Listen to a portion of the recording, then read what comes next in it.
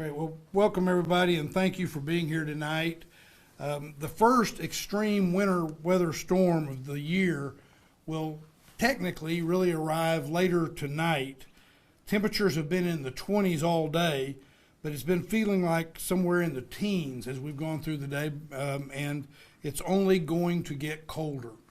A key message that I want everyone to hear is stay indoors if at all possible. Stay indoors if at all possible until we get through this winter event. The National Weather Service is now predicting a higher chance of precipitation like freezing rain and sleet in our area starting tonight, and that will continue tomorrow, creating some additional safety concerns. We have activated the joint Austin-Travis County Emergency Operations Center to be ready for what else this freeze might bring us. For example, with freezing drizzle and freezing rain, we could experience significant effects on bridges and elevated roadways. I'll say one other thing. When we have freezing drizzle, it's sometimes harder for us to appreciate how much there is as opposed to when we have freezing rain. With this, we could experience the significant effects that I just talked about on things that are elevated. Regular roadway conditions could also become slick if temperatures continue to drop and that precipitation continues to fall on those roads. I've been assured that TxDOT and our city crews have pre-treated certain roads and some of our bridges ahead of this storm, as we indicated the last couple of days when we had our press briefing. We're also focused on our most vulnerable populations. Last night in our cold weather overnight shelters, we welcomed over 200 people, and we're prepared to assist more people during this storm. Now, if you don't already know, ERCOT just issued a conservation request for tomorrow morning from 6 a.m. to 10 a.m. Remember, while we have Austin Energy and we own our own electric utility, we are part of the statewide grid, and ERCOT operates that grid. So ERCOT, I want to say it again, has just issued a conservation request for tomorrow morning from 6 a.m. to 10 a.m. As the temperatures fall, you can save energy and still stay warm by a couple of things. One, you can lower thermostats by a few degrees. Two, if you have a fireplace, use it and it will help heat your home, and do that instead of turning up the thermostat. When your fireplace isn't in use though, I want you to please make sure that your fireplace damper is closed so that you'll prevent heat from escaping up through the chimney. Keep your doors and windows closed so that you're also minimizing hot air escaping from your home. Next, open the curtains and the shades on the sunny side of your home so that you let direct sunlight into the house for warmth. Close shades that don't have direct sunlight so that you retain the warmth. You can switch the setting on your ceiling fans so that they run clockwise at a low speed. And don't use the oven to heat your home. Don't use the oven to heat your home. You can find more conservation tips at austinenergy.com/winter. austinenergy.com/winter. And we are asking, because ERCOT is asking, that we try to conserve energy tomorrow morning between 6 and 10. If the past several years have shown us anything, it's that it's now more likely than ever that we're going to get severe winter weather in Central Texas. We should all be prepared to weather the storm. Remember, we need to protect people, pets, pipes, and plants. Please check on your neighbors. especially the elderly and those that you know are vulnerable. If you haven't already done it, now is the time to check and assemble an emergency supply kit.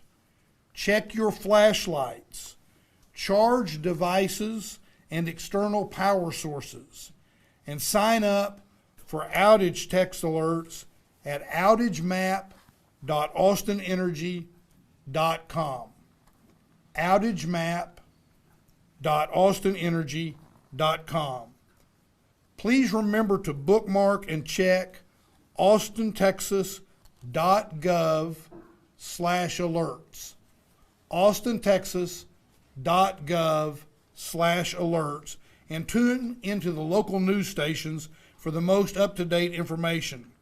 Finally, it's really very, very important that you sign up to get emergency alerts by phone, text, or email. You can do that at warncentraltexas.org.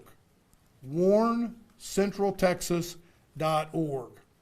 And I'm going to reiterate, please stay indoors if at all possible until we're through with this severe winter event. With that, I'm going to turn the podium over to my colleague, Judge Andy Brown of Travis County. Thanks, Mayor. Thank you. All right, so with that, ERCOT warning is from 6 to 10.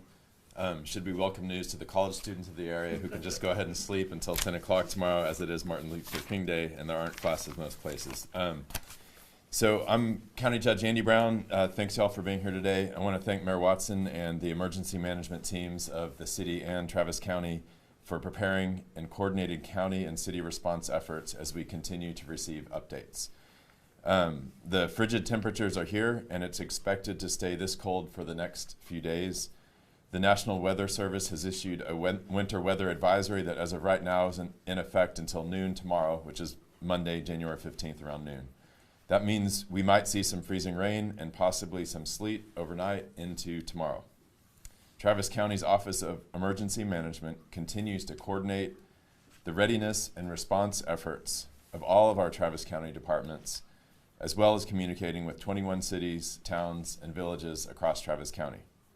Travis County's transportation and natural resources staff have been pre-treating county roads where needed, and we're monitoring road conditions throughout the night tonight. We're ready to respond to clear the roads and help make them safer, especially for our first responders, but that, again, depends on everybody else staying home unless you really need to get out. Stay off the roads, help us keep things safe for everybody. If you must go somewhere, know that there could be icy spots and black ice on roadways, especially on bridges or elevated roads. So if you're out, go really slowly, please, and give yourself a lot of distance to hit the brakes. Slow down, have space between you and the car in the front of you. It'll be a good idea also to check your car, make sure everything's working well, from tire pressure to making sure you have an emergency kit in your car if you go out. In that kit in your car, you could include things like an ice scraper, sand, or cat litter, in case you, I guess, get stuck in one of these icy patches, first aid kit, flashlight with batteries, and blankets, water, and a snack. Again, we're asking you from the county and from the city, as you just heard, to stay home if you can, stay off the roads. But if you have to go out somewhere, remember to dress in layers and wear a hat, scarf, and gloves to prevent hypothermia and frostbite. The mayor went over the 4 Ps. Y'all can probably recite them by now, but it's people, pets, pipes, and plants. Make sure that those things at your house are safe. Buenas tardes, soy el juez del condado de Travis County, Andy Brown. Las temperaturas de congelamiento han llegado y se espera que permanezcan así durante los próximos días. Eso significa que podríamos ver algo de lluvia congelante y posiblemente aguanieve durante la noche y hasta mañana. Para nuestros residentes del condado de Travis, por favor, quédense en casa si pueden. Eviten las carreteras y manténganse seguros. Dejen las carreteras despejadas para nuestro personal de emergencia. Si se aventura a salir, vístase con ropa cálida sin capas. Protégese la cabeza, manos, cuello, cara y orejas. Y recuerda las 4 cosas principales en tu casa. Proteja a su gente, sus mascotas, sus tuberías bajo de su casa y sus plantas. Muchas gracias. Thank you very much, and I'll pass it over to Ken Snipes. Thank you, Judge Brown. Excuse me. My name is Ken Snipes, Director of Austin's Homeland Security and Emergency Management Office. And the Arctic blast of air that we've been talking about for quite a few days now is here. As a result, we have activated our Emergency Operations Center.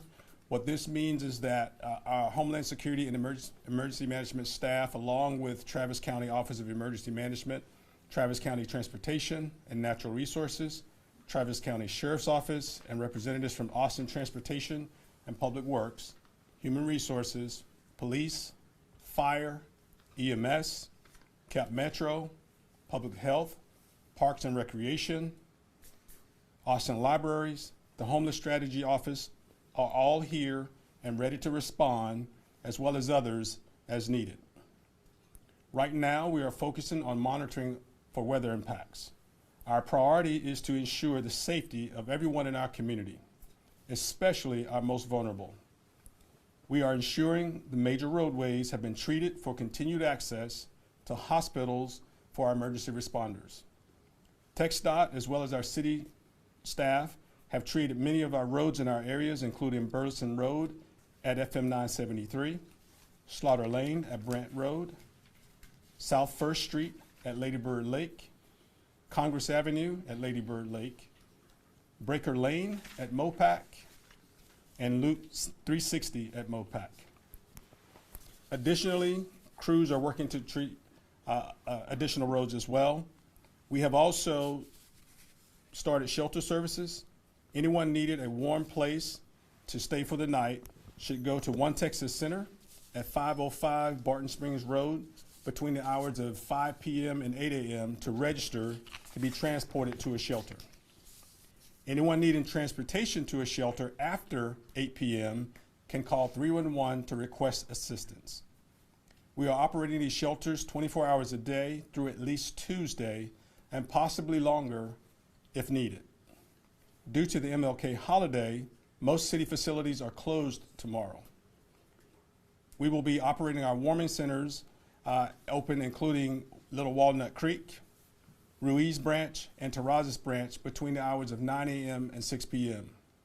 Up-to-date details on locations and other emergency information can be found at austintexas.gov/alerts, and that information is available in 14 different languages. Bitterly cold temperatures and wind chills, again, are now here as a significant front is sweeping through our area. These cold conditions are expected to last through midweek. If you have not already taken steps to again protect people, pets, plants, and pipes, please do so now. Take precautions if you go outdoors. Temperatures and wind chills are low enough to make hypothermia and frostbite a real threat. Prolonged exposure to very cold temperatures can cause hypothermia. Warning signs of hypothermia include confusion, shivering, difficulty speaking, sleepiness and difficult and stiff muscles. Please ensure you have provisions for your home and families. Gather supplies for your emergency kits now. Please be sensible about your needs and what to purchase. Buy non-perishable food items if your supplies are low. We recommend, as always, a 7-day supply of food and water. Make sure you have flashlights, batteries, and warm blankets in your home. And if there are no questions for me, I'll turn it back over to Mayor Watson. Thank you. I want to also introduce Eric Carter, who is the Director of Emergency Management for Travis County and a real partner in what we're doing. He's here also to be able to answer questions that you might have. One other thing that I want to mention before we open up for questions is that because tomorrow is a holiday, Capital Metro was planning on having like Saturday service. Because of what's going on and the chance for precipitation, they will have a late start at night. The start will be at 9 o'clock tomorrow morning. So people that are trying to make plans in that regard, we want to make sure that that information is out as well. With that, we will answer questions, and the last thing I'll say is again, please stay indoors if you can. Please stay indoors if you can. With that, let's open it up for questions. Yes, sir. Do you know the likelihood that we will have to have some sort of rolling blackouts in the area? But what I would say is that we probably shouldn't have that because ERCOT is indicating that it has enough reserves, but even with that, it is asking that we take on conservation measures, as I've indicated, from 6 to 10 in the morning. That ought to help us make sure that we don't have to face anything like that. The reserves look good, is what I would say, but we need to take the precautions that ERCOT is asking us to take. The other thing that I would add is that if something like that, and we've said this in the past, and I'll say it again, if that happens, it is a decision that is made by ERCOT. And Austin Energy and the city of Austin have to follow and comply with the decision that ERCOT makes under those circumstances. What the city attempts to do under those circumstances is to roll those selected outages so that no one area of town feels the brunt more than others. And that's typically the work that is, the effort that goes into that is to try to keep it at no more than 40 minutes. But I don't want to get ahead of myself in answering your question. I just want to give you that information. ERCOT is not indicating that right now, but ERCOT is asking us to conserve tomorrow morning, and so we should do that so that we can try to avoid anything of that nature. And if decisions are made for there to be some form of rolling outage, those decisions are made by ERCOT, and we're required to follow them. And then Austin Energy will send out notification. Oh, no, we'll spend a lot, we're one of the key parts of our efforts. And if you have seen anything different this year from what you may have witnessed last year, it is that we are working very hard to provide information in advance, and that sort of information will be provided in advance. So I appreciate the opportunity to get to emphasize again how much effort we're trying to put into making sure people have information. I think I saw a short hand. Yeah. Yeah, so what has the city learned from past storms and maybe missed opportunities? Well, we just started part of that. One is communication, but what I'm going to do is I'm going to ask I'm going to say relatively new director of Homeland Security and Emergency Management. Ken Snipes came on in that role.